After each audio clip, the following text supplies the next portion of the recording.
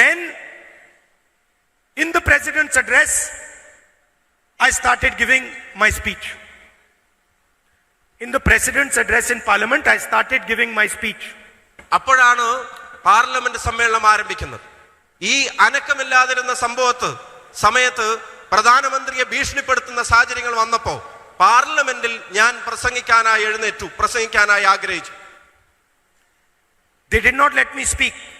പക്ഷേ രാജ്യത്തിന്റെ പ്രതിപക്ഷ നേതാവായിട്ട് പോലും എന്നെ അവിടെ പ്രസംഗിക്കാൻ അനുവദിക്കുന്നുണ്ടായിരുന്നില്ല. Amit Shah got up. Prime Minister didn't allow me to speak. All the ministers were standing. Speaker stopped me again and again and again.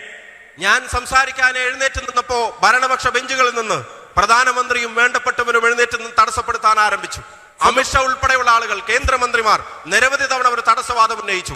അതുമാത്രമല്ല, സ്പീക്കർ, രാജ്യത്തിന്റെ ജനാധിപത്യ അവകാശങ്ങൾ പാർലമെന്റിൽ സംരക്ഷിക്കാൻ ബാധ്യസ്ഥതയുള്ള സ്പീക്കർ, അദ്ദേഹം തന്നെ നേരിട്ട് നിരവധി തവണ എന്റെ പ്രസംഗം തടസ്സപ്പെടുത്താൻ ശ്രമിച്ചു. For the first time in India's history, leader of opposition was not allowed to speak in the president's address. Never happened before. ഇന്ത്യയുടെ ചരിത്രത്തിൽ ആദ്യമായി, ഇന്ത്യൻ പാർലമെന്റിന്റെ നടപടിക്രമങ്ങളുടെ ചരിത്രത്തിൽ ആദ്യമായി ഇന്ത്യയുടെ പ്രതിപക്ഷ നേതാവ് ഇന്ത്യൻ പ്രസിഡന്റിന്റെ പ്രസംഗത്തിന് മറുപടി പറയുന്ന കാര്യത്തിലുള്ള തടസ്സം നേരിടേണ്ടി വരുന്നത് ആദ്യത്തെ അനുഭവമായിരുന്നു. Why were they stopping me? Because they knew I was going to speak about the two issues that have trapped the Prime Minister of India. എന്നെ തടസ്സപ്പെടുന്നതിന്റെ കാരണം എന്താണ് എന്നുള്ളത് എനിക്ക് വ്യക്തമായിട്ട് അറിയാം. കാരണം ഞാൻ സംസാരിക്കാൻ എഴുന്നേറ്റാൽ അതീവ ഗുരുതരമായ ഗൗരവതരമായ രണ്ട് കാര്യങ്ങൾ ഇന്ത്യയുടെ പ്രധാനമന്ത്രിയുടെ മുഖത്ത് നോക്കി പറയാൻ ഞാൻ തയ്യാറായിരുന്നു. The first is 3.5 million Epstein files that have not yet been released.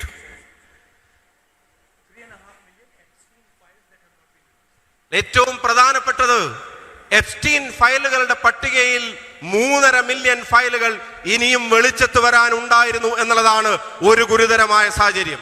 Please understand, there are 3.5 million files which are still held secret by the US government. These files have information about the Prime Minister of India.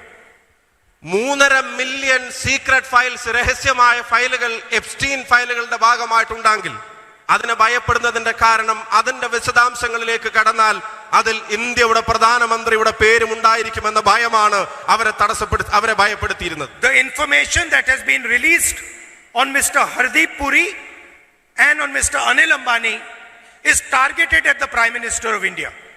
Hardeep Puri എന്ന കേന്ദ്രമന്ത്രിയെ സംബന്ധിച്ചും അനിൽ അംബാനി എന്ന ഈ ഭരണകൂടത്തിന്റെ ഇഷ്ടപ്പെട്ട തോഴനായ വ്യവസായിയെ സംബന്ധിച്ചുമുള്ള വിവരങ്ങൾ അത് അതിന്റെ ആരംഭം മാത്രമായിരുന്നു. ആ വിവരങ്ങളുടെ വഴി അത് നേരെ ചെന്നെത്തുമായിരുന്നത് ഇന്ത്യയുടെ പ്രധാനമന്ത്രിയിലേക്കായിരുന്നു.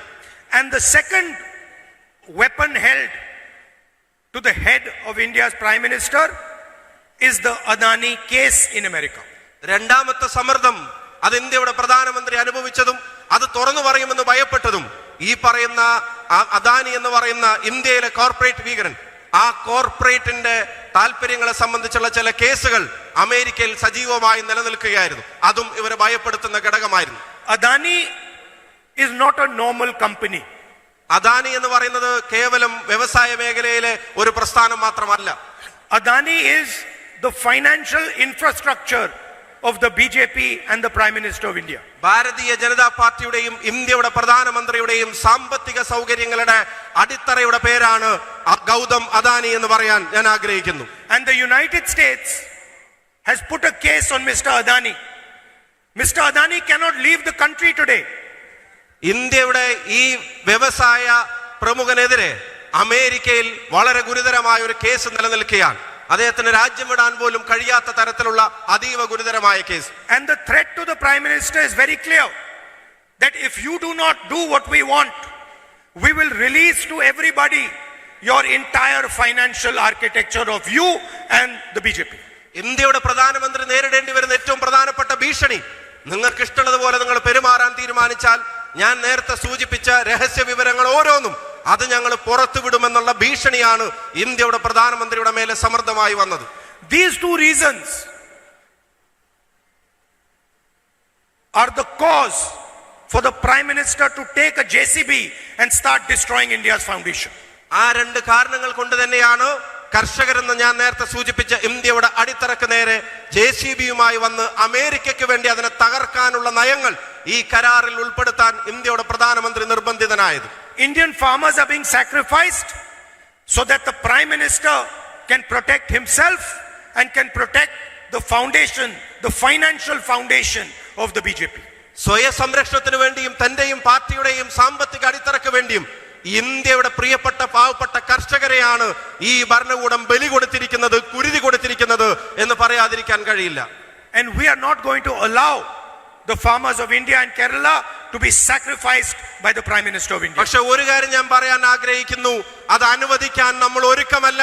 ഇന്ത്യയുടെ കർഷകനെ കുരുതി കൊടുക്കാൻ ഒരു കാരണവശാലും നമ്മൾ അനുവദിക്കില്ല എന്ന് പറയാൻ ഞാൻ ആഗ്രഹിക്കുന്നു. As far as Kerala is concerned, we are having a process of building our manifesto. I would encourage all of you to be part of that discussion and tell the people who are building the manifesto to include the points that you have raised. കേരളത്തെ സംബന്ധിച്ചിടത്തോളം ഒരു കാര്യം പറയാൻ ആഗ്രഹിക്കുന്നു. ഈ ജനങ്ങളുടെ പ്രയാസങ്ങളെ ഉൾക്കൊള്ളുന്ന പരിഹാര മാർഗങ്ങൾ നിർദ്ദേശിക്കുന്ന ഒരു പ്രകടന പത്രികയുടെ നടപടിക്രമങ്ങൾ ഞങ്ങൾ ആരംഭിച്ചിട്ടുണ്ട്. ഇവിടെ പരാതികൾ പറയാൻ വന്ന, നിർദ്ദേശങ്ങൾ പറയാൻ വന്ന നിങ്ങളുടെ ഓരോരുത്തരുടെയും നിർദ്ദേശങ്ങൾ അത് പ്രകടന പത്രികയിൽ ഉൾക്കൊള്ളിക്കാനും അതിനുശേഷം ജനങ്ങളെടുക്കുന്ന തീരുമാനപ്രകാരം വരുന്ന ഭരണ സംവിധാനത്തോട് അത് നടപ്പിലാക്കാൻ പറയാനും ഞാൻ നിങ്ങളുടെ കൂടെ ഉണ്ടായിരിക്കും എന്ന് സൂചിപ്പിക്കാൻ ആഗ്രഹിക്കുന്നു. And I think the next government in Kerala, the UDF government, should keep in mind that Kerala's foundation is Kerala's farmers and Kerala's laborers. ഒരു കാര്യം കൂടെ പറയാൻ ആഗ്രഹിക്കുന്നു. അടുത്തത് ജനത ഐക്യ ജനാധിപത്യ മുന്നണിയുടെ ഗവൺമെന്റിനെയാണ് അധികാരം ഏൽപ്പിക്കുന്നതെങ്കിൽ ആ ഗവൺമെന്റിനോട് ഇപ്പോഴേ ഞാൻ പറയാൻ ആഗ്രഹിക്കുന്നു, കേരളത്തിന്റെ അടിത്തറയും ഈ പാവപ്പെട്ട കർഷകർ തന്നെയാണ് എന്നുള്ള ഓർമ്മ ആ ഭരണകാലം മുഴുവൻ നിങ്ങൾക്കുണ്ടായിരിക്കണമെന്ന്. And instead of Kerala's farmers coming to the government with problems, Kerala's government should go to the farmers as a service provider. Instead of Kerala's farmers coming to the government with their problems, Kerala's government should go, next government should go to the farmers as a service provider. പരാതികളുടെ പരിവേദനങ്ങളുടെ പ്രയാസങ്ങളുടെ കെട്ടുമായി സർക്കാർ ഓഫീസുകൾ കയറിയിറങ്ങേണ്ട അവസ്ഥ കർഷകർക്കുണ്ടാവാൻ പാടില്ല.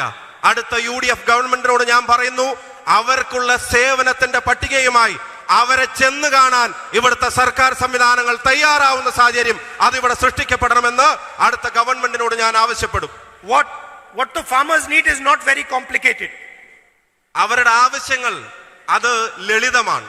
They need protection on price.